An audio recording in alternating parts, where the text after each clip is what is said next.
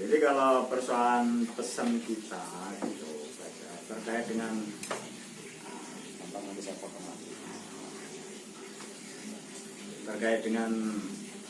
ya terutama para aktivis apapun dalam hal ini, bisa dalam bentuk aktivis partai, tokoh masyarakat, tokoh agama, tokoh apapun yang ada di Pringsewu ini, ya pesan kita gini, jangan suka menari dengan gendang orang lain. Hanya cobalah menarilah dengan diri sendiri. Karena tatkala kita suka menari dengan orang lain, apalagi dengan pikiran pragmatis jangka pendek, nanti ujungnya apapun bentuknya kita orang Pringsewu asli, yang katanya orang Pringsewu asli loh ya, kalau sama orang pinggiran, ujungnya hanya diberi peran kulit, hanya diberi peran kulit. Kita tidak pernah menari dengan gendang kita. Yang ini yang sementara ini diprotes-protes, itu loh. Oh, golongan gede-gede punya orang luar, kita hanya diberi kecil. Itu sesungguhnya substansinya kan di situ. Oh iya. Kalau memang masih pakai nama kata pejuang, gak usah ikut rebutan proyek. Karena apa? Pejuang itu derajatnya tinggi. Seperti kaum Ansor saya pesankan, para pejuang tidak pernah menuntut. Kalau pejuang sudah minta imbalan, minta menuntut, minta bagian, nanti panen apa setelah Pringsewu mulai, nah itu menurunkan derajatnya sendiri.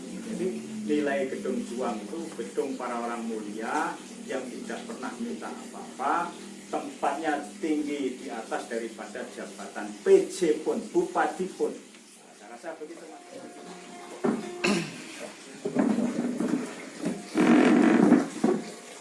Kita bicara terkait Kabupaten Pringsewu, Mas.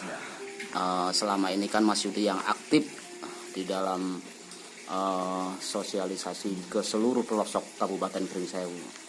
Apa tanggapan Mas Yudi Tentang Pringsewu ya? Iya. Kalau saya kan dari dulu misalnya buat ini. Ini ngelihat realitas kota Pringsewu yang sebetulnya ini kota yang hidup. Ini kota yang hidup, dinamis, masyarakatnya itu sangat-sangat adaptif. Gitu. Artinya tatkala ada perubahan-perubahan itu Pringsewu kita lihat punya fleksibilitas yang tinggi. Maka waktu itu kita membuat Pringsewu untuk Nusantara. Jadi kalau dari aspek ini persoalan visi-visi yang harus banyak menyentuh kepada Pringsewu. Dalam aspek ekonomi, kita pernah bicara misalnya saat saya demo Lepung Paripurna 2016, kita sudah bicara bagaimana Pringsewu jadi Singapurnya Lampung. Nah, artinya tekad besar itu harus kita tanamkan di diri kita. Nah, di situ kan tentunya perlu semacam satu syarat-syarat. Tapi kalau kita melihat kondisi sekarang itu, kalau kita kemarin kita di pesawaran ditanya anak-anak Pringsewu itu pinter-pinter Pak, sadar politik dan lain-lain. Ini kan saya menjawab, kalau ada profesor yang kelahiran Pringsewu pun di Pringsewu kok kesepian gitu sehingga. Nah ini artinya gini, perlulah semacam satu suasana kebatinan yang lebih dalam. Sesungguhnya Pringsewu kayak saya misalnya melukis ini, kan ini proses dari saya keliling-keliling tadi kan proses eksekusi seorang tokoh yang kita anggap pahlawan letak dasar Pringsewu, Ki Haji Golib oleh Belanda malam Jumat jam 12 yang tadi diceritakan oleh kawan-kawan. Nah, ini api, maksud kita ini sumber daripada inspirasi, semangat, jadi giroh bahwa kita harus punya semangat seperti beliau itu untuk menciptakan Pringsewu jadi Singapurnya Lampung, Pringsewu untuk Nusantara. Jadi kita ini besar walaupun kabupaten kecil. Nah, maka dari situ selain suasana semangat kebatinan di situ, nah, kalau saya katakan profesor itu kesepian di Pringsewu, di situ butuh ada semacam proses brain drain. Walaupun banyak kampus, brain drain itu pengkapasitasan.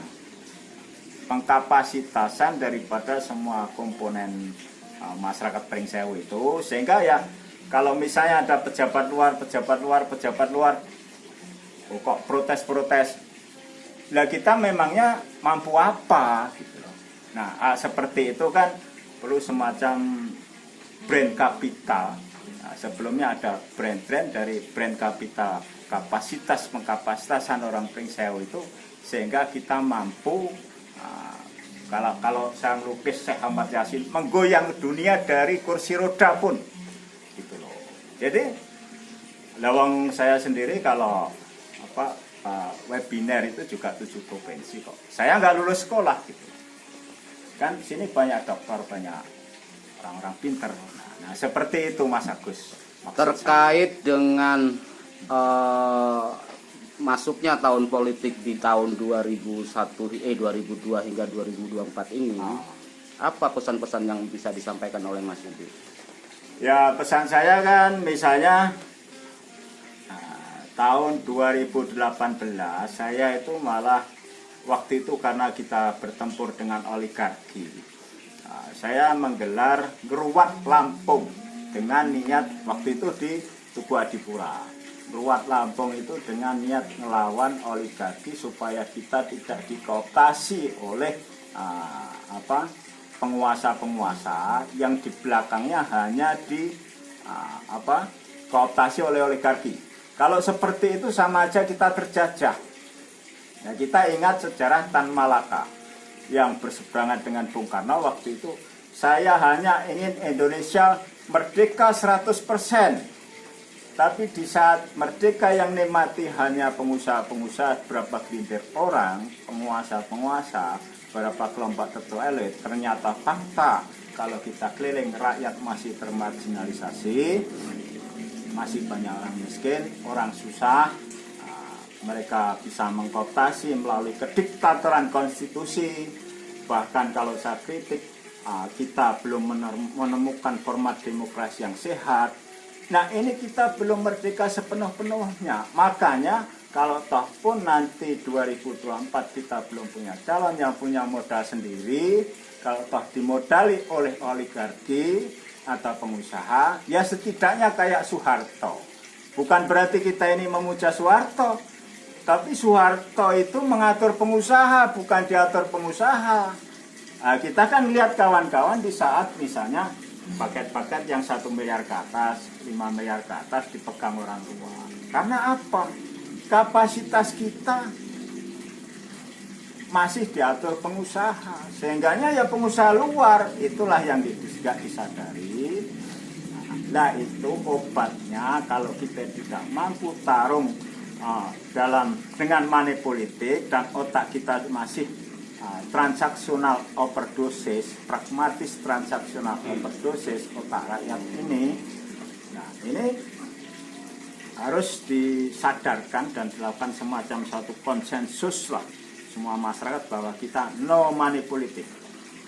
Kalau mental kita masih seperti ini, sistem demokrasi kita masih seperti ini, pemenangnya tetap pemodal, Mas. Repotnya lagi kalau nanti pemodal itu hanya kaki tangan dari luar negeri. Indonesia sekarang masih seperti itu, gitu loh. Saya pikir seperti itu.